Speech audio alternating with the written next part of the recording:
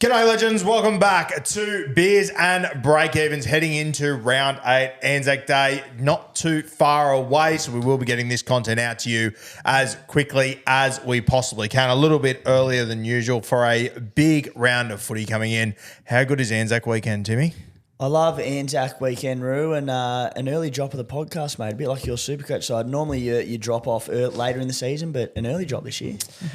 Mate, I finished stronger than the very best of them, and I'll be finishing strong again this season. Don't you worry. Even as I was saying that, I'm like, I have to take this opportunity on what you just said, but I'm like, you actually do finish strong. So, Anzac weekend could be my favourite regular season. No, in fact, it is my favourite regular season round of the year. I think the NRL put on such a great weekend for the Anzacs. All the pre-game ceremonies, they do them so well. I think that Dragons Roosters fixture, I've been to it a ton of times. If you haven't been to it, get out to it. It's one of the great. It's my favourite game to attend regular season of the year. I was at the Anzac Day game, and I want to say it was 04, maybe 05. And I think it was the first ever time they brought the chopper into the SFS. That was a special moment. Hour and a half later, Matty Head's chipping over the top. Matty Cooper's, I was in that corner where Matty Head kicked that goal. Incredible stuff. And, mate, I believe this won't shock you in the slightest. The New Zealand Warriors, they haven't done much wrong over the last 2 years. And I'm hearing that their pre-game Anzac performance is going to be a fucking all-timer. Apparently they've hit it out of the park. I saw a quote, biggest ceremony in the world. Yeah. Wild. Yeah, Gallipoli, step aside. The Wires have got you covered. The Wires are going to deliver. How good, yeah. Shout out to the New Zealand Warriors doing good things. How many tries do you think Darren Watene-Zelezniak is going to score after this ceremony? Well, he pretty much should have brought a fucking lotto ticket last week after he scored one. Geez, you got out of jail there. We'll get to it, but my God. Oh, Dallin scores on the Warriors' shape, some of the best right-hand side shape in the competition. Oh, he got lucky. The Warriors doing exactly what the Warriors do. He snuck in by a bee's dick in the one opportunity he had that entire game. You know you got lucky, you little prick. And I was filthy. Where is the stallion? Why is it not by my side? Especially when old mate fucking Zach Lomax downgraded by 10 points. And I was just like, you're fucking joking. Now, speaking of doing good things, we have got the champion of this week. Oh, please. The top dog, as she keeps calling herself. She keeps barking at me and Timmy every time we talk to her. It's incredibly fucking rude and tone deaf. But here she is, Kathmandu. How are you? What's up, boys? Look, what can I say? Here we are again. I'm just taking in all the advice and I'm doing the right things with it. I don't know how many times I'm going to have to tell you that. As a rook taking in all this advice and listening to two seasoned veterans of NRL SuperCoach, what percentage of mine and what percentage of Guru's advice would you say you've taken so far this season? What I will say is I may have won, and we will get into this in more detail. I may have won between you two last week, but overall I don't think I scored very well. I don't think any of us scored very well last week because my overall rankings went down and la. But wow. I am a little...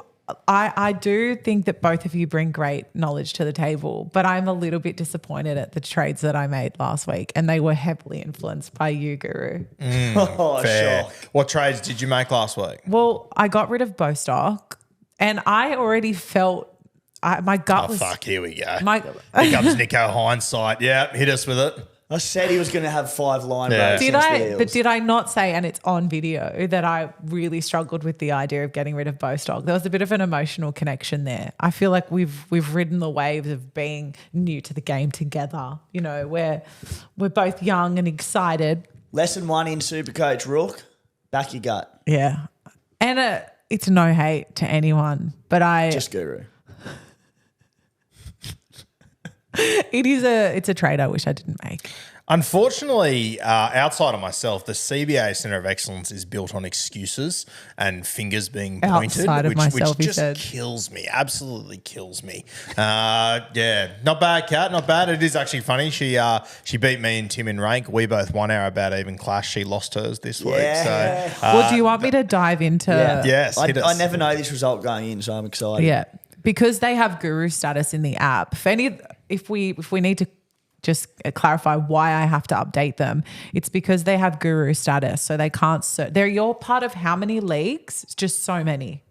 About 8,000. Yeah. That's crazy. It's So- also good. It's called Tim Williams status, by the way. He's had it longer than me. I see. So- I Yeah, see. geez, come over the top of me there. Yeah, it wasn't me that said it. I love it, but it wasn't me that Yeah, said that's it. true.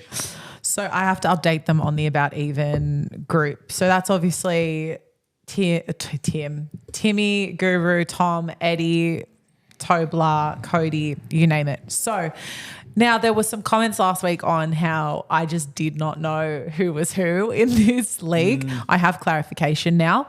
Heinz Hounds is Thomas Tobler. South Coast Shucks, we were right. It's Sebo. And then Wazzabum and Mean Machine are two teams we've been bringing up. They are just placeholders. So I don't know who is making trades on those ones, but they didn't have enough to fill the league. So If you are those teams, reach out. Yeah, it'd be great. I would if we love to could find that out. Yeah. Yeah, that would be unreal. yeah. Where's Sebo from? On the South Coast. No, I don't think he's from the South Coast. He just, I think he wants to change the name of the St. George Illawarra Dragons to the South Coast Dragons. He's been saying it for years. So Okay. I think he wants us to call them like the Oysters or something too. South Coast Yeah, Oysters. it would be mad. Okay, so Kuma Stallions, let's start with you. You won your matchup with a score of 1,042 against Pretty. Sebo, and Sebo is actually leading. Yeah. Well, he's doing a lot We better than needed us. that. It was a slugfest, but it was a gritty win. Yeah. And sometimes So- it's not about how you win, it's about getting away with the 2 points and moving on to Amen. next week. Amen. So Sebo scored 1,017. So you had a decent lead on him there. Guru, you beat Matty the Waterboy with a score of 1,009. He scored 986. What a fucking idiot. Guy is such a loser. We almost had a fight on Friday. I was wondering if We you were almost had gonna a tell them. physical fight. God, it was good fun. You were there for it. I was there for it. I love that. I was the motherfucker. impartial, the mediator, I suppose. You know that scene where Happy Gilmore beats the shit out of his caddy? That was me and Matty the Waterboy on Saturday night. We had a great time. We hugged it out after, but good God. Who was the caddy? That's so funny. Matty the Water. Are you kidding? Have you seen that caddy? That caddy looks more like Matty the Waterboy than Matty the Waterboy does. Unbelievable. And who'd you play, Kat? Who'd you lose to? I lost my head-to-head by 3 points against Cody, the other rookie. And Cody is actually leading our entire comp right now on 7,576 points. So he's doing really, really well. But he scored 1,048, so I lost by 3. I will just say as well, Cody, obviously you two are fighting it out for Dally M Rookie of the Year, and he's taken the first scalp this season. He has. He's also top point scorer. Pressure's mounting. Yeah. There's a few 2023 Cronulla Sharks vibes about the Rook. Impressive, agree with that. Good performances, pushing for top 8, can't beat the good teams. Can't be the good sides. Yeah. The questions have to be asked. Well, guys, it's a marathon, not a sprint. So just hold your horses. Hold your stallions. Hold your horses, Kuma Stallions, and just calm down, everybody. So, I mean, Yes. I suppose the Rook's in the battle for the Stallion now. Yeah, bloody hell. Yeah. Yeah, we're all in All the right. battle for the So stallion. let's quickly go over the overall scores just to clarify one more time. So Kuma Stallions, you are second overall behind Cody with 7,421 points. Guru Grizzlies, you are in third with 7,395. So there is not much between you two right now, but not too far behind is Couple of the, brain cells. is the Rook at fifth with a score of 7,300. So I'm just 95 points behind you, Guru. Yeah, and we do need you to lift. We want to lock up do. that top 3. Yeah. So we Working need you on to it. lift. And, you had the opportunity to knock off Top Dog this week. Yeah. Didn't get Yeah. the job Cool, done, cool, you know cool. what I mean? Yeah, awesome. Thank you so much. Now, when you said before she's in the running for the stallion, you were talking about that, weren't you? Or not? Yeah. So The Kat cup. can get her name on it. Yeah. Imagine if Kat gets her name on it before you do. It'd actually make me happier than me getting my name know on it it. I spoke about this to her last week. I was like, I'm cheering for you. Don't jinx it. Don't All right. jinx it. So, is that all for the About Even comp? Unless Eddie? you've What got are any Tom and questions. Eddie ranked? So Eddie is in 10th overall with 7,030. And Tom is right down the bottom. He is on 6,368. Yeah, and he's coming dead last in our comp. The anchor. I'd like to see his team. I don't think he's seen his team. Harley Smith's due. Ali Smith's well and truly due. So, yeah, my score, 1,009. I'm ranked 8,958. Timbo, 1,042, ranked 7,448. Good knock. And Kathmandu with a score of 1,045 gets her into the top 16,000 in Supercoach. Very, very exciting. Now, our weekly winner for this week, and brace yourself, because I know everyone sitting at home would be sitting there going, oh, Guru's already got this ready. He's already got the screen up. False. No, he does not have the screen up. He's buying time as per fucking usual. So the overall leader in beers and breakevens as it stands right now is Petty 7. That's coached by Stephen. Now, where is Savs? He's fallen to number 6. He's at 5'8" this week. Tough gig. Points scored this week, though. The top scorer, and I love this. Now, I think this team might actually be coached by a certain Bulldogs player. Now, the coach's name is Drew, and the team name is Living in Hope. That might be Hutcho's team. Drewy Hutchison. That's Drewy Hutchison. So shout out to him. Third Living in overall Hope. for round 7. Oh, wow. That's a good knock. Wow. So either Drew Hutchison or Brad Drew. Oh, don't get me started on Brad Drew. We've got his footy card in here. It was signed too. It's worth an absolute gazillion. So, yeah, Drew, give us an email, beersandbreakevens@gmail.com. Kat, what does Drew have to put in his email? You have to put an address, your address, because we don't know where you live, Drew. That was mad. Fuck, she's intimidating. She will come after you, Drew. I don't know how she'll found you if you don't put your address in, but make sure you do. I'm Lebanese. We'll always find where you live. Yeah, you'll find him. You'll find him. So, yeah, shout out to Drew. Well done, mate. 1,000. I'm taking... Sorry, mate. There you go. Sorry for talking whilst you were interrupting. Go. I'm taking on there's a content creator out there, Rugby League Realm, Alex. He's 9th overall. I'm just going through my leagues in the Creator Cup. I've got him in the Creator Cup, so shout out to Rugby League Realm on fire. 9th overall in the whole Supercoach. Yeah. Wow, that's a great knock. Well done, mate. Knock. He's probably got like one trade left. Just torn through them. All right, let's move to Supercoach. Let's do some team list Tuesdays. Before we do get to that, guys, I have got the Supercoach Stats Deep Dive that is live in the Roo Crew. If you want to come and have a look at that, the link is in the description. Some of the deepest stats you will find in Supercoach land. Let's get stuck into Thursday, Anzac Day. We've got the New Zealand Warriors and the Gold Coast Titans. That one's coming to you from Go Media Stadium at 2 p.m. For the Warriors, Curdy Capewell out. Laban gets an opportunity. I am super excited about that. Dylan Walker back on the bench and into my draft team and into my heart. And Zion also makes his debut off the bench of almost killed a guy in the trials fame. Very, very excited to see him get a run around. And, mate, I'm very excited to see Laban on the edge. Yeah, the Spy made a point on the podcast last night. I think he suits the right edge of the Warriors, just a hard line running back rower. Like, they're all about that shape and getting defenders to turn in. Capewell, probably not known as that hard line running back rower, and that's fine. That's not his style. But I think for that whole right edge, SJ, Chance, Rocco, not really Supercoach relevant, but mate, I know you'd hate this, but for Dallin Watene-Lesniak, I think he suits that, doesn't he? Yeah, no, I agree. It is a very good spot for DWZ, who I am death riding. I think often when I go hard on things like this, it ends up backfiring immensely on me. AKA, like I thought the Warriors were going to put a score on the Dragons last week. I think back home on Anzac Day against the Titans side who have got up the last 2 weeks, I think they're going to trounce them.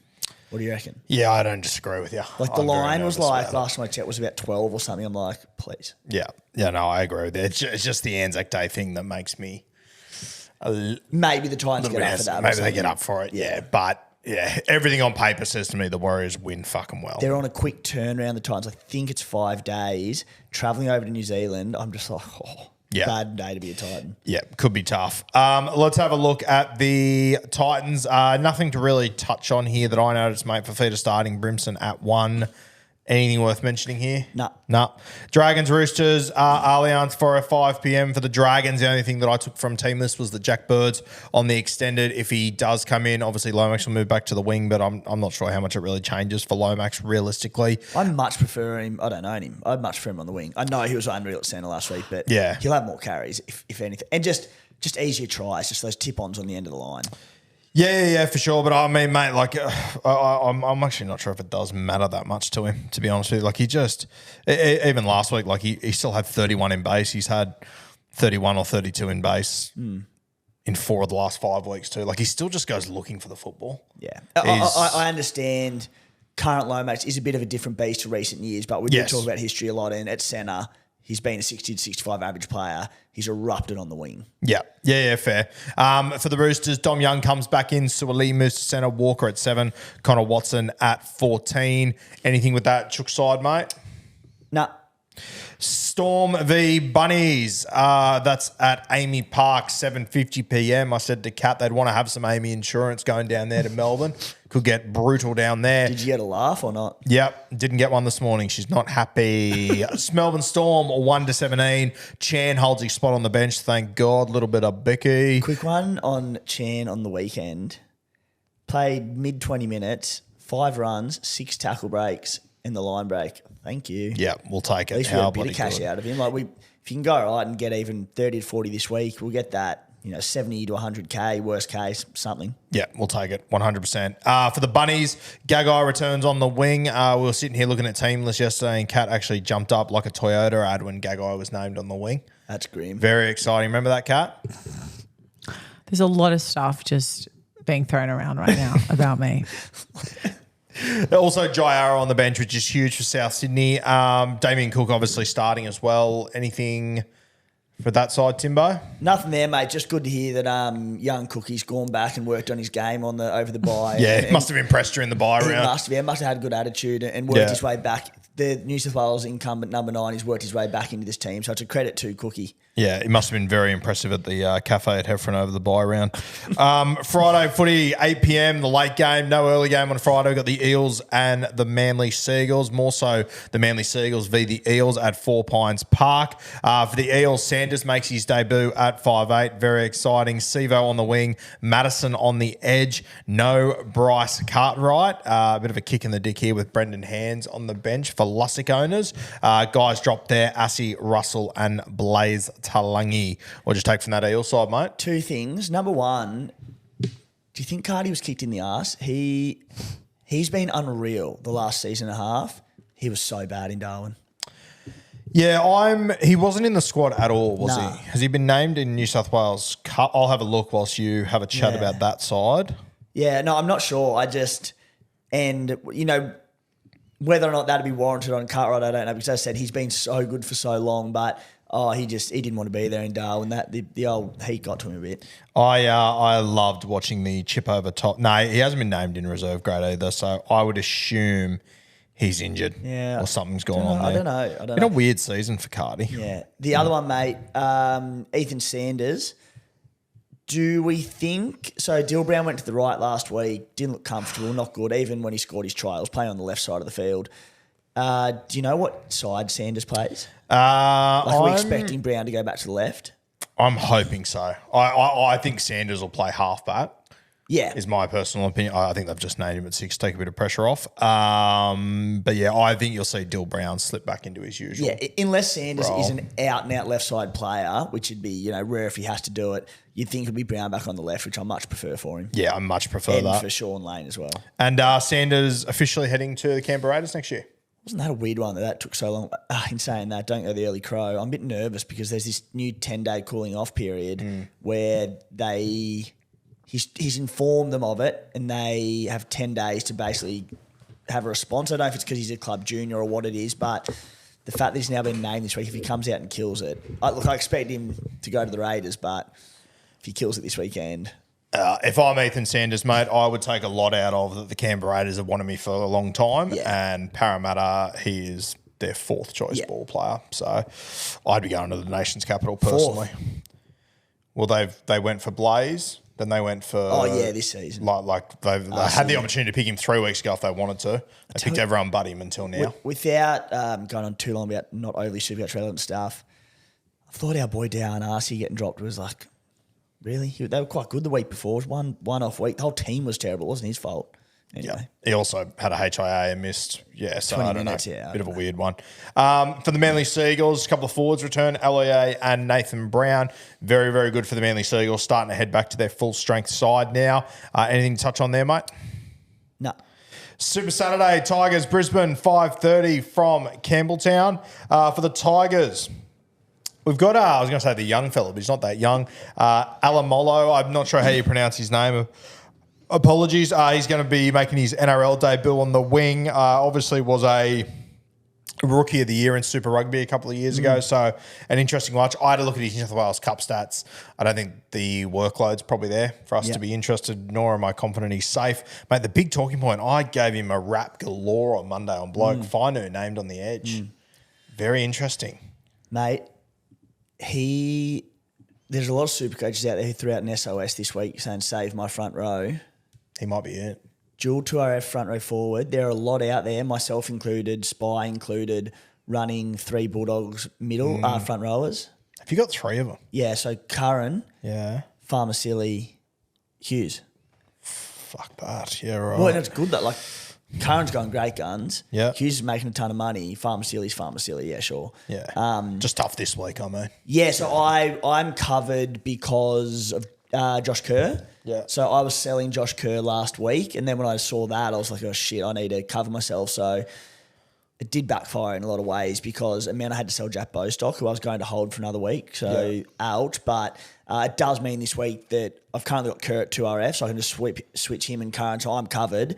But anyone with those 3 doggies in the front row who needs a front row and doesn't want to take an AE, I think Finu's a great play on the edge there. He based last week something, he was...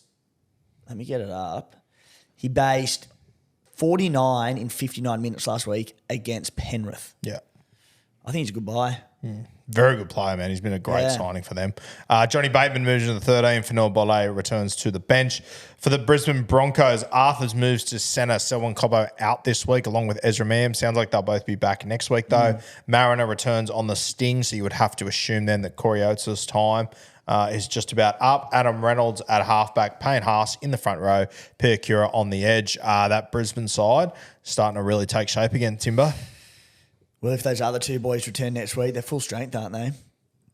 Yeah, I think so. Yeah. I'm excited Scary. not as a New South Welshman, but as a rugby league fan. Gee, they're good to watch. Get that full side back on deck. Oh, boy. Yeah, it's scary, the Broncos. Cowboys v Panthers, 7:30 p.m. coming in from North Queensland. Griffin Neem starts in the front row. Our boy Tommy McKaylee gets an opportunity off the bench. Keen to see how he goes. I really don't want to talk about him in Supercoach because I'm done with front row forward. I don't give a fuck anymore. How shit is it talking about front row forward still? So shit. I know. Miss me. Anything else from the Cows, mate? I was expecting sweeping changes. We've got nothing here. I just sit there and go, like, how many changes can they make? I don't think they've got the depth that we once sort of thought they may have. Like, granted, there's been a few injuries. Luciano Leilua left, but you go through their reserves, it's like Vilea, Gajewski, Shibasaki, Clifford. Apologies, I can't pronounce his name. But my point is, I don't think the depth is there. Like, you can make a couple of little changes, but I don't think they can do sweeping changes. Well, yeah, I think they had decent depth until Leilua left and Cohen Hess got injured.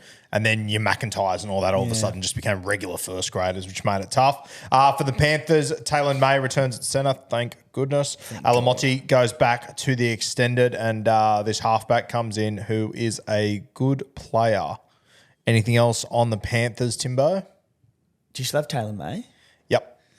He's got some work to do for us after pulling out late for that Tigers game last week. Geez, he owes the boys. Yeah, he does owe the boys. I'm playing him this week, I think. Absolutely. Yeah. I like it. Sunday footy, Dolphins Knights, 2 p.m. from Suncorp.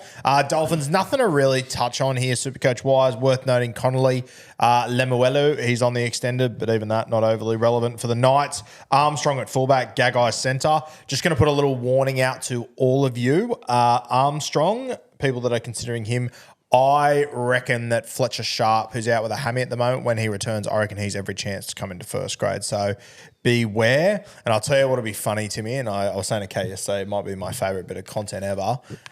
If in a few weeks' time, when Fletcher Sharp's available, if he comes into that side and plays Magic Round, I was at the Caxton last year and a young kid in a Cessnock Goannas jersey with beer in hand asked me for a photo, and it was Fletcher Sharp. And I've got the photo. So if he goes from in the beer garden at the Caxton with beer in hand in his Goannas kit to playing Magic Round this year, it'll be one of the great stories. And I reckon he's every fucking chance to. That is so cool. All time. Fucking all time. Be cool. Anything on that night side? Gagai also returns at centre for those with him as a little pod play. Well, the only thing is if you're obviously not going to go early on him, but Armstrong, he's dual CTW fullback at bottom dollar. And we had a very quick look at his stats on the Bloke podcast on Monday and looked like a big meter eater, loves a run, a tackle bust. I think the game looked at, there was 10 tackle busts and a ton of meters. And just the other thing, touched on it last night, I feel really sorry for anyone who jumped on Marju early last week with Ponga injured, just because it takes so much appeal away. He did end up playing on the left wing last week. That was because Gagai was ruled out, Tuala went to centre. It'll be interesting to see if Marju plays left and Tuala goes back to the right. Regardless, it's just with no Ponga there, it takes so much appeal out of Marju, doesn't it? Oh, heaps, yeah. And you can sell him for $400K in a few weeks' time. Hurts my draft team, I'll tell you that much for free. Wouldn't have drafted him second had I known KP wouldn't be there. That hurts. Raiders, Sharkies, 4 p.m. Canberra. First look at the green machine without Jamal Fogarty. Kale Weeks comes in at 7. Sasagi on the edge. Another one worth noting, though, is Hopewade named on the extended in this game. So 18th man. 18th man. So we might see the end of James Schiller potentially. And if he does, if we do see the end of him, God, he's done a good job for us. Hasn't he? I think he's over 200K in the space of 2 weeks. The 2 weeks ago, the game against the Titans got a double and was a very playable option. What was a tough week for picking a 17.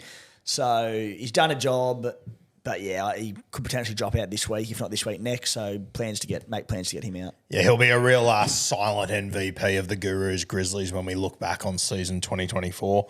For the Sharkies, Katoa on the wing, Atkinson named at 6. You got Royce the Choice, Hunt, and Dykes on the extended. I expected Dykes to come in, but they've gone for Atkinson, so he's going to be an interesting little watch.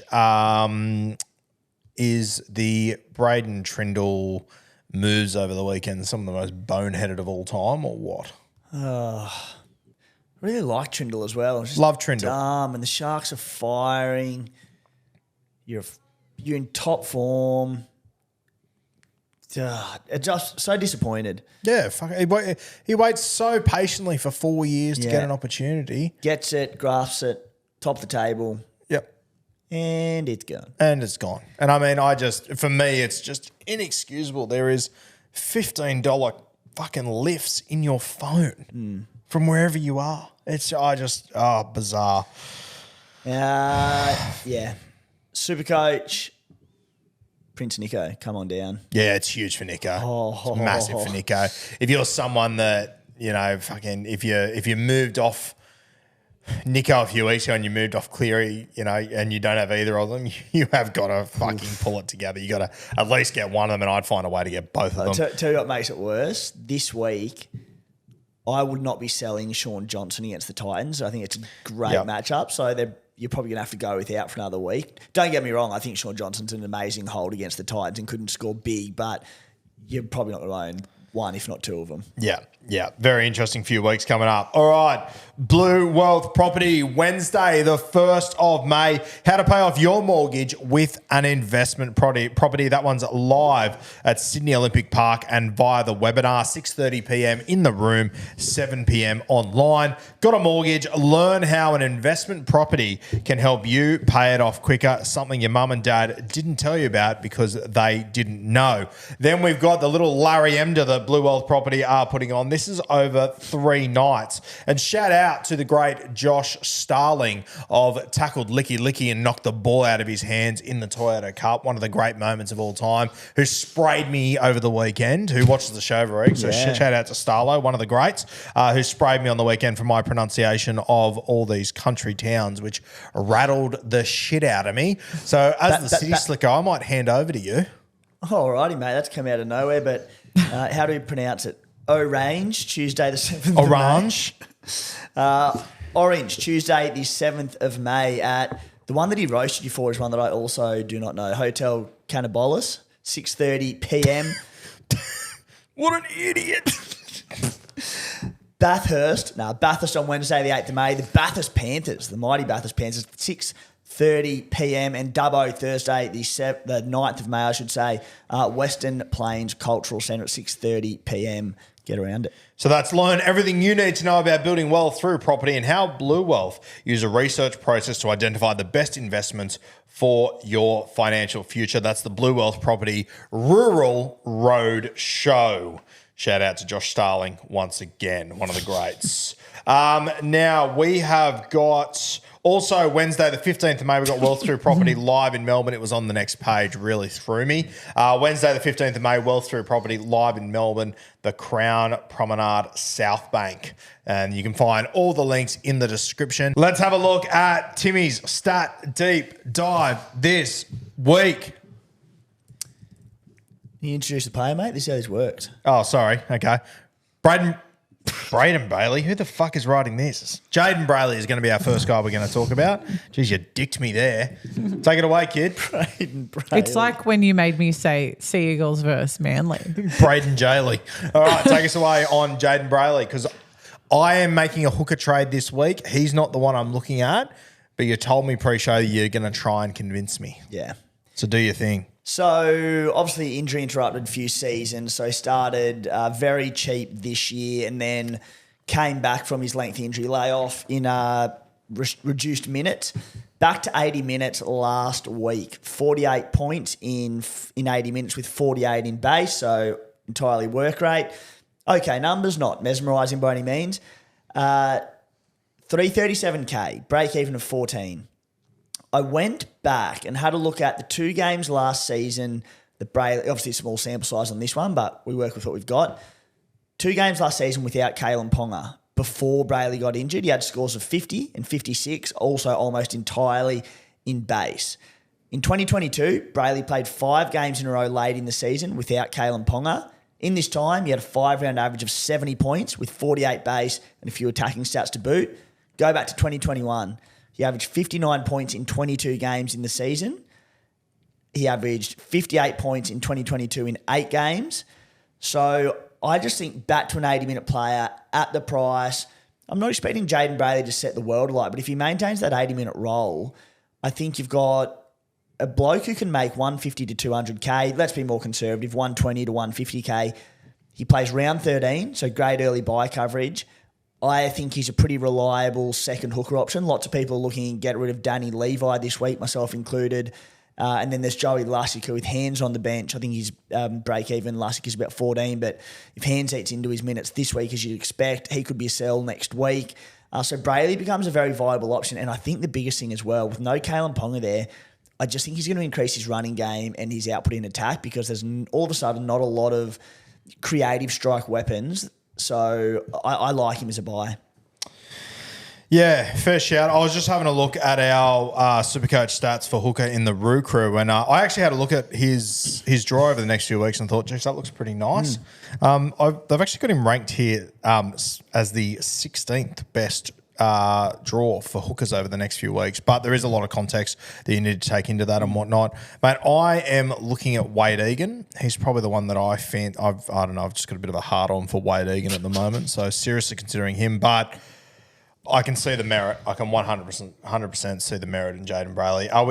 Do we think he plays 70 plus minutes each week? Like, did the Kalen Ponga injury, like, did that force Phoenix Crossland elsewhere last week? I was out watching Josh play that game, so I didn't really get to watch it closely. Possibly. He played 70 the week before as well, though. Yep. And historically, he has been an 80-minute hooker. So, look, I don't know, potentially, but look, I think worst case, if he's a 60 to 65-minute hooker and Crossland does eat into his minutes, it's not ideal, but I don't need a star in the hooker slot. I mentioned last week I was keen on Harry Grant, and before the Ponga injury, I was going to go Levi to Grant, who's bottoming out in price, has not found an attacking stat this year.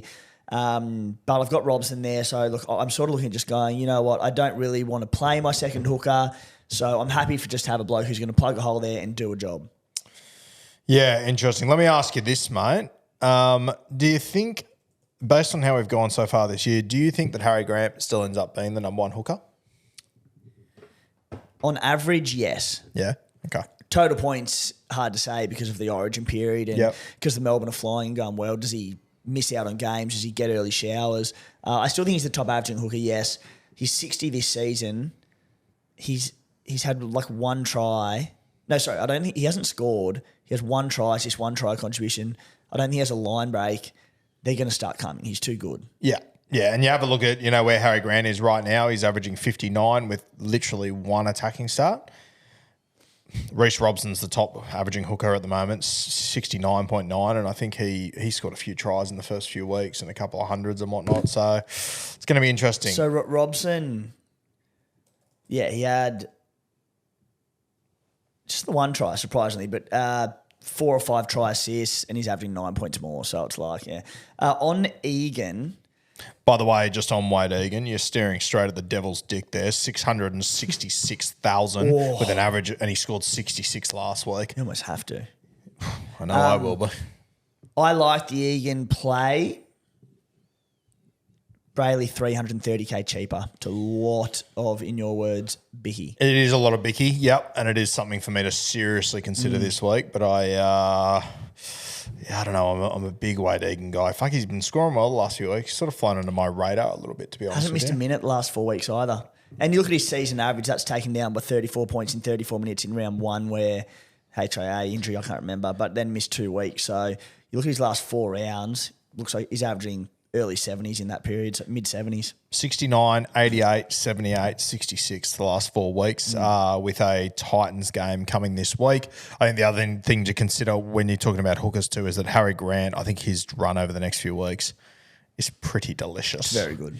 So, yeah, plenty to look at there when it comes to hookers. Mate, the next guy on your list is another hooker, Appy. Ooh, what are we thinking? You're still an owner, I assume? Yeah. I'm not. My question here is, look, I don't think anyone's going to panic by any means with Appy. My question is more to you directed as an owner. Do you think he's a season hold? Because there's the origin concern. We've mentioned that there are a few hookers sort of emerging. Started the season red hot. Since then, scores of 36, 63, 60 and 45 in his last 4 games. Still playing 80, still goal kicking. My question in the stat that I found around him was that 15 runs in his last 4 games. Yep. He hasn't busted a tackle in 3 of his last 4 games. He only had 1 run against Penrith. I'm fully aware that Penrith are a different beast, particularly for hookers, because when they don't win the middle and you're on the back foot, it's hard to run as a number 9. Yep. And just the other thing with Appy, just misses a lot of tackles. Like he's averaging 5 missed tackles per game. So that's coming straight off the top of his score every week. Question to you, do you see him as a long-term hold or not? Honestly, mate, the last few weeks I've had Appy sitting up there at hooker, and we've had so many other fires and so much other shit. I haven't even paid that much attention to him. But I mean, if you take out the Penrith game where 36, and we know the rule with Penrith, you score less. It is what it is. I mean, he's gone below 60 once. Yeah. Like he's just not causing me dramas at the moment. Is he a long-term hold? Maybe he's not a keeper, but mate, if nothing else steps up at hooker, I think he could do much worse. I think if he didn't get picked for Origin, you could probably hold him the season, provided he keeps his 80 minutes and goal kicking. Yeah. Origin will be the spanner in the works. Yeah, it will be the spanner in the works 100%. But I think, and I was really worried about that last week until you made a really good point that, okay, the guy will probably play 50 minutes. Like he's not going to play 80. Yeah. So Tigers need him. Yeah. And look, I don't think he's a keeper, but I'm just not seeing anything else that's really jumping out at me. I think all these hookers, Reece Robson, Appy Coruscant, possibly to a lesser degree Marshall King, who's killing it. I think any of these guys to Harry Grant about round 20 will be quite a popular trade. Yes. Yeah, I agree. Origin. Yeah, I agree. And yeah, look, there's no one really lining it up for me when it comes to hooker. So I'm just sort of, I don't know. And like Appy, like he's got a bye in round 13, but then the West Tigers other bye is in round 26. So from now until round 25, he's only going to miss 1 game of football with a bye. Yeah. If he backs up from Origin, which if I'm the West Tigers, He has to. I think they need Appy out Yeah. there. So that's part of the reason why I don't mind. Mate, if the Cowboys forward pack was playing to their full potential, I'd be very, very jealous of Reece Robson. But at the moment, they're just, in saying that, they have got a good run coming over the next few weeks. Yeah. A couple of flat tracks. So that scares me a little bit. That's enough fucking hooker chat. I'm done with it. Back to front rowers. Yeah, back to front rowers. No. Fafita, Dave Fafita, mate. Scored from dummy half on the weekend. I wasn't stoked about that. Would have loved to have got him a little bit cheaper. I probably can't make it work over the next week or two, but long term, I'm sort of thinking maybe just after Origin, I'll bring Fafita in. What are you thinking? Yeah. So, mate, much like you and a lot of other super coaches out there, he's come back really good, not even playing his full 80 minutes yet, but averaging 73.8 on return from injury in a pretty ordinary Titans outfit. I was thinking, try and get him in the next few weeks, get the early jump on people. Very poor Origin schedule for Fafita and the Titans. He's going to miss round 13, round 16, round 17, and round 19. It's going to kill me, but, I know last year after Origin 1, I think it was, he either got rested or... No, I think he played 20 minutes off the bench or something. I just think with that really, really poor schedule, I think we got to wait till after Origin. Yeah, and I think, if Desi Hazel's happy to play him off the bench now, imagine when we're mid-Origin. It's going to be a nightmare. Every chance to play good minutes during Origin as well. I just think, even this year, I think with the Titans, they're obviously battling and they're going to need him to play good minutes. They'll be desperate for it. But if scores blow out, he's going to be the first person to come off post-Origin 1, post-Origin 2, et cetera, et cetera. So, yeah, it kills me, but I don't think I'm going to own Dave Fafita until after Origin. Yeah, I'm the same. Nath Cleary, mate, I've held him this entire time, so I'm sitting here like a Cheshire cat. I think you two are going to bring it. Well, actually, I know you're considering bringing him in. What do you think, Catman? I am pretty happy with my halves at the moment. I've got SJ in there and I've got Nico Hines, and I feel like both are capable of scoring very well. I do have the cash in the bank should I want to bring Cleary back in, but I think he may come back a little conservative. So I would almost be willing to wait a little. That's just my gut. And Timmy said, listen to it. So I think if I was you, I would wait with that Titans matchup for the Wars at home. I back SJ to outscore Cleary this week against the Titans. And then there's the returning from a hamstring injury, so a concern there. So I think if you're a DC or an SJ owner, I'd be holding them one more week and then have a look at Cleary. I've got Luke Brooks as my backup half at the moment, so I'm like, sweet, makes sense. Yeah, that's where I'm at. Because I also know with those hamstring injuries, they don't come back 100%. Even it doesn't matter how confident the staff are that they're ready to come back. I think there's always that thought in the back of your head that you can do the same injury over again very quickly. So I think Cleary will come in with that in mind. Or do they? If only we had some stats to work this out. Yeah, and I think Timmy's got some pretty good numbers for us. I before you get to those numbers, Timmy, for me, I don't think I've ever seen a team that brings players back from injury better. This has always been my argument with Penrith. They're fucked. You'll find that with my stat deep dives, they're very relevant to my team because I put the time into what works for me. And the one this week was, how does Nathan Cleary return from injuries? And I've looked at stints when he's missed 3+ games in the past due to injury, how he's returned. Last season, he missed 5 club games, then returned with scores of 81 against the Bulldogs, 109 against the Sharks, 103 against the Storm. Go back to 2022, missed the first 3 weeks of that season with, I think it was a hamstring injury, returned with scores of 34, 57, but then went 151, 158. Now, the disclaimer with that one is it was the start of the season. I think that was the shoulder from the World Cup. Yep. We know, still though.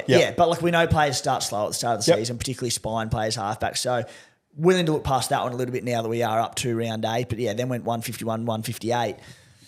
Missed 5 games on the trot at the back end of 2021. Returned with scores of 82, 86, 100, and 89. So basically what I'm saying is historically he returns pretty damn good, and while there's obviously going to be some concern with the hamstring, I think there's enough there to say I'm keen to get him in. Yeah, no, I agree. But if I was Cat and I had Warriors v Titans this week, I can fully understand waiting a week. I would. I'd 100% wait a week. And even as Timmy said that he's back in SJ to outscore Cleary, even if he just gets in the ballpark, if he gets within 20 points, you're happy. Sweet. Yeah, you're good as gold. Yeah, definitely. Isaac Tungo, what do you got here? Just, again, it's the Cleary impact of him, isn't it? He's very hot and cold. For a bloke with enormous base, 36 per game, and it was the same last year, very hot and cold, Tungo. Very hot and cold, like, yep. You feel like with his base, he shouldn't be so attack reliant, but then he does seem to be. It's weird. Basically just the Cleary effect. And look, I haven't gone into last year, and the reason that is because Tungo and all these Penrith outside backs, they keep switching edges, so it's very hard to work out where he played. But just on this season sample size alone, round 1, 46 points with 40 in base. That was that Melbourne game. They didn't score a point. So, look, put a line through that. He then went 145 and 100 against the Eels and the Broncos. That was with Nathan Cleary on deck. Now, we know that in those games, there was an injury in the back line and he was up against back rowers and he had a field day. Cleary gets injured. 3 rounds, he goes 47, 32, 58. Cleary's back now on his right edge. He's at 684K with a break-even of 122. Plays round 13 against the Dragons. My question to you is, Cleary impact on Tungo. I know you're one of his biggest fans. Do you see him, like he'll bottom out? I mean, you could potentially go this week at 684, but let's say you wait a week and have a look at Cleary's return, etc. A good draw to come. Bunnies into the Dogs. Sorry, Cowboys into Bunnies into Dogs. How do you see the Cleary impact there? Yeah, I think it'll be positive for him. I don't think there's any doubt in that. But I love Isaac Tungo, as you all know. But sometimes Penrith can score 40 points and he still scores 40. Sometimes they can score 12 and all of a sudden he's on 90. He's one of the hardest players to actually predict. So hard to catch, isn't he? He's so hard to catch. And for me, I think he's just a little bit too hard to catch. And especially for guys like us, like we've already got Taylor May. I think that's enough for me from the Penny Panthers. Yeah, I would give anything for Taylor May to go to the right edge and be outside of Cleary instead of Luai, but it'd be interesting to see if something was to happen to like Isaac Tungo and they had to bring Paul Alamonti in, whether he'd play left or right, because he's played left the vast majority of his first grade career from memory. He played left to Canterbury last year. I don't like what I'm seeing from the Panthers left this year. Take Supercoach out of it, they just look clunky. Like Brian Toto hasn't looked like scoring a try since he's gone to the left. Yeah. Taylor May hasn't looked like touching the ball in decent attacking space since going to the left. Sorry, when he's been on deck. Yeah. Anyway. Next guy on our list, May. I assume we're talking of the Terrell variety. We are Terrell. 13th, last time I checked, this probably changed a little bit, but 13th most sold player. Now, I'll get through this quickly, mate, but just minutes the last few weeks have really gone down, but I'm just going to go through his games one by one, the minutes he's played and the result for the Roosters. You and I love him. Like, I don't know what we're missing in terms of why his minutes have reduced, but round 7, they lose to the Storm 18-12. They scored 2 tries off kicks. He only plays 30 minutes. Round 6, plays 50 minutes. They were underdogs in that, beat the Knights 22-20. Round 5, against the Doggies in the wet. Rotations impacted in this one by injuries and whatnot, sin bins, all sorts of things, send-offs. Played 20 minutes, got upset by the Dogs 30-26. When he was on the field for his 20 minutes, they actually won 12-6. Round 4, played 55 minutes, a 6-point loss to the Panthers, great result. Round 3, plays 52 minutes, they win 48-6 over the Bunnies. Round 2, somewhat of an outlier, played 57 minutes, lost 21-14 to Manly, but Manly have been really good this year. Round 1 in Vegas, plays 54 minutes, they beat the Broncos 20-10. What am I missing, Roo? Mate, I've got no fucking idea. I've got no idea what you're missing. This is bizarre, this one. I'll tell you what, over the next 4 weeks, like they've got Dragons on Anzac Day, Brisbane, Warriors, Cronulla, and even the week after that against Canberra's forward pack down there. Mate, this is 5 weeks. This could go belly up very quickly for the Roosters. The Dragons probably the easiest matchup there, and you know on Anzac Day, like they're showing up on most weeks. Yeah. On Anzac Day, they're going to fucking show up. Tell me Shane Flanagan's not going to have his team up on fucking Anzac Day. And, you know, I just, once again, I look back to last season and just go, when Trent Robinson got to the back end of the season, when the bright lights were on, big stages, he turned to Terrell May for 50, 60 minutes. It shocks me that at the moment, like maybe you just throw out that Canterbury game because interchanges and everything, that was just a bit of a shit fight. Yeah. But against Melbourne the other night, when they brought Nas back into their side, he plays 30 minutes. Mate, if he plays like sub 30 or sub 40 this week against the Dragons, I probably start to look around the room. I brought into my team going, sweet, I'll probably hold this bloke for the season. Plug him in our front row. Don't need to move him barring injury. 20, even said, scrap the Doggies episode, 20 minutes, 50 minutes, 30 minutes. I said, if he plays 30 minutes this week, you're going, oh, it's going to be a tough decision to be made. Yeah. I did the same when I brought him in on January 30th. Yeah, it's going to be an interesting few weeks. And I just think that they need him to play big minutes. I thought so as well, mate. Bizarre. All right, trades. What are you thinking this week, big dog? I am thinking. I was talking to Kat, but that's fine. Big cat. No, what are you thinking? I'm thinking an El Busto. Ooh. I've used 2, so this will be a 3rd. El Busto was here. Yeah. So. Little El Barto reference there. Yeah. One of the greats. I'll call you, mate. All good. Luke Brooks to Nathan Cleary. Yep. Kalen Ponga to Reece Walsh. I wanted him from round 1 in Vegas, but with the draw, the trip to Vegas, went cool on him. He's averaging, outside of that concussion-impacted game against the Panthers, he's averaging like 77 points. Gets Reynolds back in the team, gets Payne Haas back in the team, Piakura, all of a sudden the Broncos very strong. They've got a soft few weeks coming up. Likely loses the goal kicking to Adam Reynolds, but Reynolds come back from a hamstring. You never know if he gets another week or 2 kicking, but... Yeah, so Walsh in for Ponga. I'm so excited for that. I don't know any Broncos and haven't for a while, so I'm just excited to watch them with their main attacking weapon. I think it's 616K. I just can't go past it. The Spy last night made a really good case for Ryan Pappenhausen, only about 50, 60K more. I understand that, but I'm so excited to own Walsh at this price. I don't think barring injury you'll ever get Reece Walsh cheaper than 616K. Yep. And my third one, mate, I was a couple of grand off being able to do that in 2 trades. Boosting, I'm thinking Levi to Jaden Brayley. Levi break even about 61 there. Just about to start plummeting cash unless he can find some more attacking stats. Brayley I can bring in, plug him as a reliable second hooking option if needed to play. Hopefully, if he plays his 80 minutes, can make 150K. That's what I'm thinking. Yeah, nice. I like it. I'll tell you what, as you guys know, I give Tim a lot of shit for his just constant fucking bending over for Reece Walsh. It shits me to no end. He's a great player, but the way that Timmy goes on.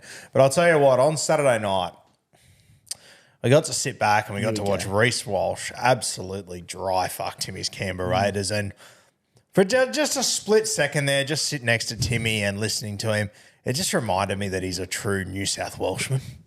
And my God, you were giving it to Reece Walsh, and I loved it. I loved it. It made me so proud of you. Yeah. But then we get back in here this morning, and Reece Walsh straight back in the side. Because... The roller coaster of Tim Williams. Well... Just sounds like a really toxic relationship. Well, for the first time ever, there was a little bit of toxic creeping in, which I loved, and I fuel all over that drunk fire. Well, the thing is... Supercoaches play with the head. As a rugby league supporter, it's all with the heart. Yeah. And when it comes to the New South Wales Blues and up against Queenslanders, it's all heart. So, it was all heart. Yeah, I'll say what I will. But when I get into the studio and I'm talking Supercoach, I'm playing with the head, not the heart. Yeah, no, I back that. So my trades this week, I will be going Danny Levi to one of Egan, Brayley, Grant, a long shot, but I don't think so. I think it will be Brayley or Egan. I'll have to go back into the lab and have a deep dive. You're going to go back, you're going to rewind my segment, you're going to listen to it, and then you're going to get Brayley in. Mate, Wade Egan is so fucking appealing to me because I have AFB as well. I can just see. Get in there, bro. You know I love a combo.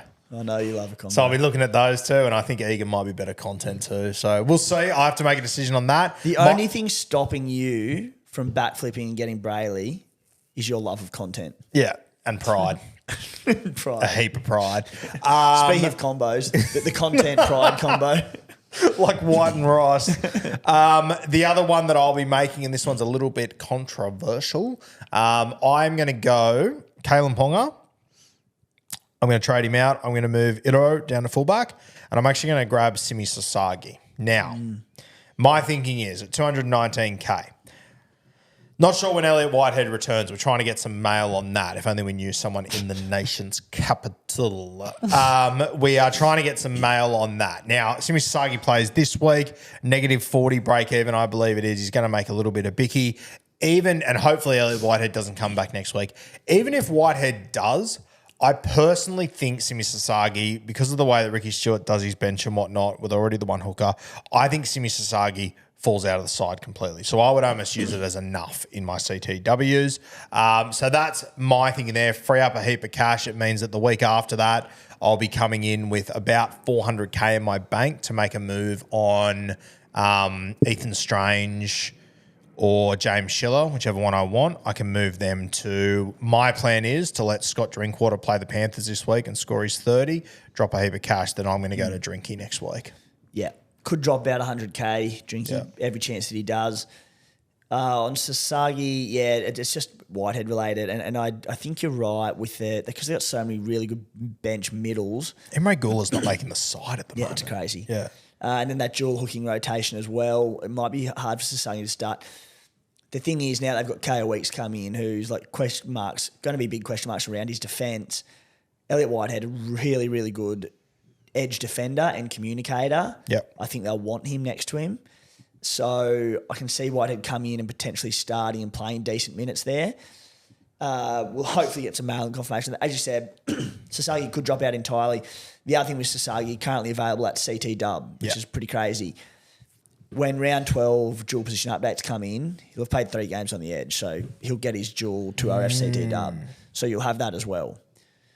Yeah, that might be my next campaign to make sure that gets across the line. Yeah. Well, that could be the new campaign. I'll be carrying on a fucking trick him. Oh, God, Simi Sasagi. And what was the other one? Oh, yeah. If you can go Schiller to him, I think that's the play, just because Schiller will probably get dropped. The Raiders play round 13, so everyone's looking at selling and cashing in on Smithies, on Strange, on Schiller, on Savage, on all these guys. I think if you can hold certainly Smithies for 13, I think they play 13 and 16. So if you can hold, barring a real reduction in minutes, they play 13 and 16. I'll be looking at holding Smithies through then. I want to see how Strange goes leading this side around, being the dominant ball player with Fogarty out. So ideally I want to hold Strange as well. I understand the sell, don't get me wrong, but he could be a handy little one for 13 and 16. That's all. Yeah, I think it'll be very interesting to watch Ethan Strange on his own now. Even maybe not NRL wise, but I reckon SuperCoach wise, he could run a stack more now. He could have he got a lot of attacking ball. Yeah, I like it. So yeah, those are the trades I'm looking at. Catman, you got any idea what you're doing yet? I have Ponga, so I think I'm going to have to make a decision there. It's a lot of money to have on the bench if he's going to be out as long as we suspect. So I'm going to have to do something with that. But I am thinking of just upgrading him to someone that I can potentially hold for a while. Not necessarily. I don't know who yet. You don't know who yet. Yeah. So you're thinking you're going to bring in a fullback gun. Yeah, I want to. And you've already got Turbo? I've got Turbo. Well, I think pretty much whoever you go to you'll be freeing up cash to essentially, whether it be. When I go to trade Ponga, I have 1.7 million in the bank. So I can upgrade. I can bring in a gun fullback and still have a bit of money to play with. So still have a bit of money to play with. Could buy a 3-better in Sydney with the money you have left over. I'm listening to Blue Wealth and I'm thinking, what can I do with this money? You can go and buy Blue Wealth. Unbelievable. All right, now we're bringing back Sit V starts this week. Do you want to direct us here, Timbo? Yeah, mate. Hot demand, bringing back Sit V start. So we're not going to go through like individually player by player and become a bit monotonous. We're basically just going to talk about the relevant ones to our team and basically the big decisions that we've had to make each week. So I'll start, mate, and as it stands, I think I'm going to play Ethan Strange against the Sharkies for all the reasons we just mentioned. He's sort of him and Morgan Smithies, as it stands, are kind of the weaker links in my 17.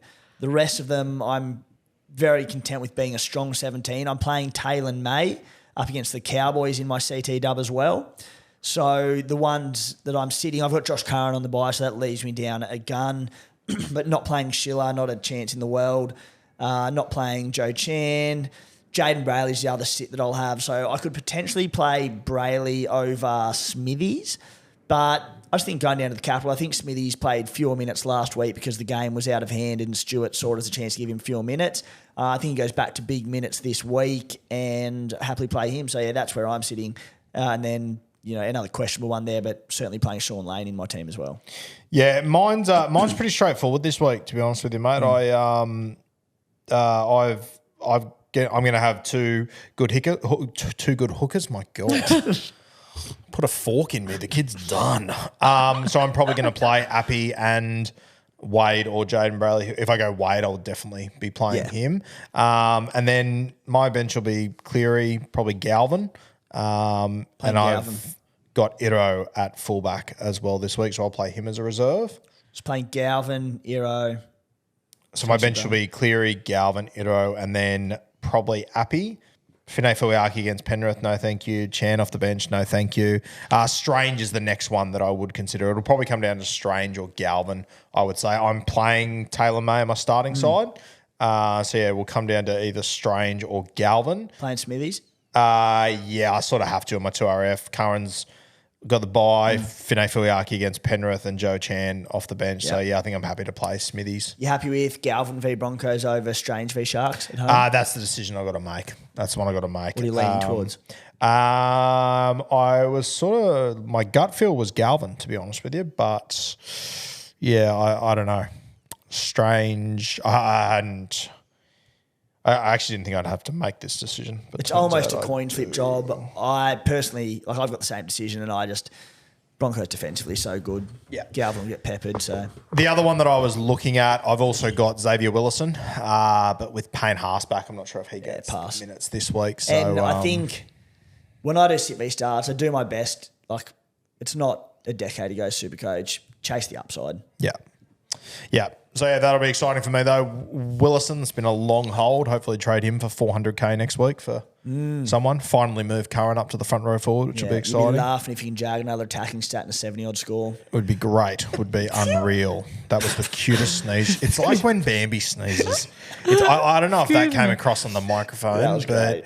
it's like heaven sneezes from above. It's just adorable. That was nice. Oh, man. That really threw me. Sorry. All right. Skippers. Oh, fuck, Skippers. Good God. What are you looking at, mate? What are you thinking? Vice Captain Dallin Watenis Lesniak. I'm so excited. I really am.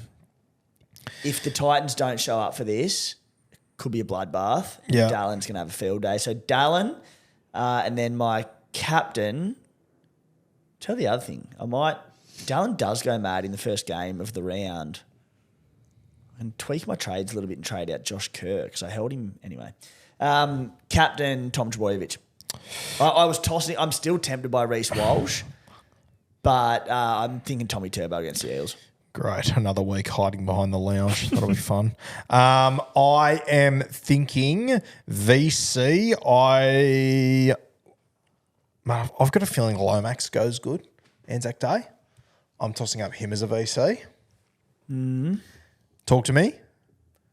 For all the reasons you mentioned, the Dragons will be up for it. I think the Roosters, their form's not the best, but it's still a damn good footy side on paper, and it's a damn good defensive side on paper.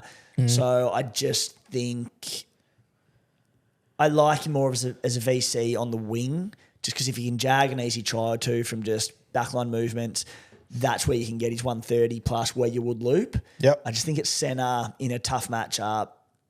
If he can go 130 plus there, that's huge. So I think more on the wing. You know what good defensive side says to me? What? Oh, fuck, let's kick to Lomax. Yeah. Which I love. Yes, the only thing is if he jumps over someone and scores a try, it's 17 points, potentially 19 with a run and like a tackle break. They're not the bursting through try, line break for an extra 10, 3 tackle breaks for the 30-plus plays. So if you can jump over 2 people and score 2 tries, it's like 40 points. Yeah, but it's 80 when he scores his 4th. This is what you just don't get, Timmy. Lomax is one I'm considering. The other one, mate, and I have VC'd him 3 weeks in a row to come up with absolutely fuck all. But against South Sydney at Amy Park, I don't mind Pappy. 100% Pappy. Yeah, we keep saying that, but he's not scoring well. He's doing fuck all. Let's be honest. But he's just played good teams. Sure. Like the Dogs game, he got They Sydney. scored 30 points last week. He scored 50. Yeah. Well, Like mate, I'm happy for you to go Lomax. Oh, we'll see. Even the Dogs game, he got like 78 or something. That was with a sin bin, so need 8 there plus time off the field. I would prefer you to go Lomax, put it that way. And yeah, because I'm playing Itero at fullback this week, it means that I'm not missing out on like a Turbo or someone. So I'm happy to go Pappy as well. Pappy, VC or C for people terrifies me, put it that way. And then I am thinking captain. I might back my boy Nath Cleary in. Huge. Oh, huge. Huge, yeah. Who's your next best option after that? The other one that I probably should have mentioned too, I could go AFB against the Titans. No. Don't like it? When was the last time AFB scored over 110? Well, he scored 73 on the weekend. If he can crash through that middle, 100. You're not going to loop 100, are you? might score a double. You do you, bro. No, I will. As I do every fucking year. You had a 122 last year. That was with a try and a try assist. Even that's probably not looping. He's having a big game, AFB. Go AFB. Brace yourself. VC AFB. He's having a big Just game. straight skipper him. He's having a big game. Brace yourself. Hines is the other one, but I don't. I personally think Ricky Stewart gets a lot out of these Raiders in the next week or two when everyone's shitting on him. I think they get up for it. But yeah, I'm probably leaning towards Nath Cleary as my El Capitano. Kat, got any ideas? Any early thoughts? From a captaincy perspective, I am loving Turbo again. I think that Manly will put on a performance similar to what they did against Penrith at home at Four Pines. So I'm looking forward to that. And I don't know, once again, it's the gut. It's all vibes. There's no legitimate, credible opinion here other than what my stomach is saying. And then my little pod play could be a bit of an SJ move as well. Yeah, I like that. I Surely like it too. SJVC. Yeah. Definitely SJVC. Yeah. Yeah, I like that. All right, going to be an interesting week. I can't wait to not watch the Manly game again. I love us going in the next few weeks with different fullbacks as well. Yeah, once I've got Scotty Drinkwater next week, it's going to be a very, very interesting few weeks, mate. Can't wait for that. What are your thoughts on the Drinkwater play? I like it. I'm so strong on the Walsh thing. I'm just like 616K. He's about 250K cheaper than Drinkwater. Obviously, Drink will drop a lot this week and it'll become... I just see Walsh as a player who, I said last night, a good cheapie earns 150K. I think Walsh is going to do that while scoring 80 to 100 points plus.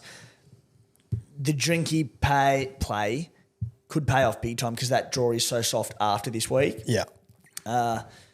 Not for me, mate.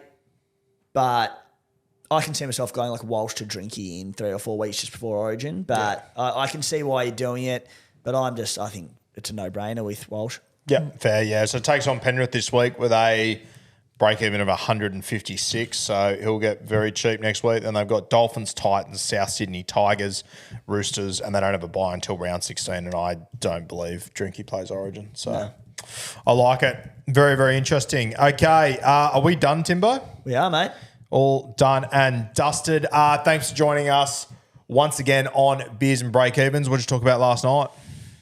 We went really deep into the fullback replacements for Kalen Pong. Obviously, the big question of the week. So I went into all the different options you go with, not only the players, but things like what you've done, mate, moving Nero down there, going cheapy with a Trey Fuller or someone like that. So, yeah, big chat around that. Any Chance talk? Heaps of chance talk. Yeah, what are your thoughts on Chance? We haven't spoken about him at all today. He's had 60 runs in 2 weeks. Yeah, right. Yeah.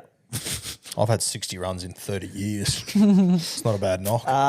His base is incredible. The Warriors have a soft draw. He hasn't really had many attacking stats. He's averaging like 78 off the top of the melon with, so not a lot of attack to his name. He's a pretty good play. Yeah, very interesting. All right, make sure you go and have a listen to SC Playbook from last night. We'll have the late show coming your way today. The late show will be a little bit earlier because this week's fucked, so we're just going to make it all work to get all the content out to you guys. Does that just make it the show? It's just the show. Just keep refreshing your potty feeds because there's going to be shit dropping all There's going to be shit dropping all over the place and you're going to want to get in thick and fast. We might even drop them both at the same time. I don't know. Whoa. We'll work it out. And we'll see you next week. Thanks for joining us again.